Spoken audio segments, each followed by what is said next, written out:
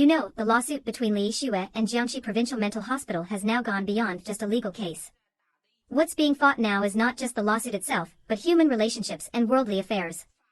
The legal provisions are just those few articles, there is nothing really controversial about them.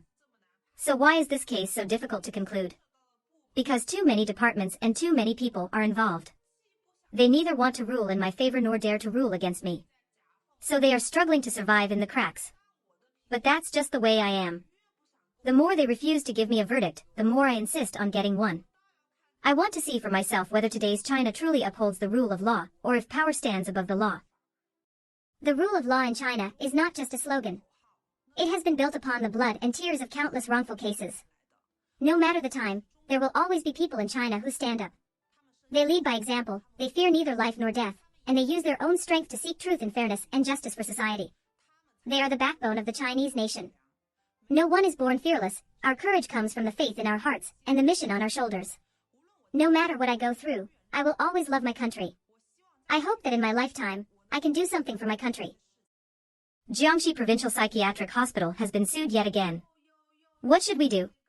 On November 26th, Mr. Ho's medical malpractice lawsuit against Jiangxi Provincial Psychiatric Hospital will be heard at the Qingshanhu District People's Court in Nanchang City. For those who couldn't even get into Li Yixue's trial despite lining up at 6 a.m., this is another case worth observing. As for me, Li Yixue, I sincerely wish your hospital an endless stream of lawsuits, and an unceasing number of medical malpractice disputes in the future. Since you love admitting patients so much, admitting anyone who is sent to you, I'll make sure that for every one patient you take in, you end up vomiting 10 back out.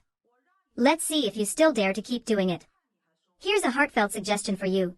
I strongly recommend that you form a professional legal team, and take the time to thoroughly study the mental health law. And please, don't lose control of your emotions in court and start shouting, "Go find the person who sent you." Of course, I will go after those who sent me. But your hospital accepted me, can you really escape responsibility for that? Whether you follow me because you have a mental illness or because you don't, I have one thing to say to you, never care about how others see you. My life is not meant to entertain you. If you praise me, it doesn't add any value to my life. If you insult me, I won't lose a thing. Because you are not important, so your opinion of me is not important. On the contrary, if one day you find me acceptable, I would consider that a failure, because I fear living as mediocre a life as you do.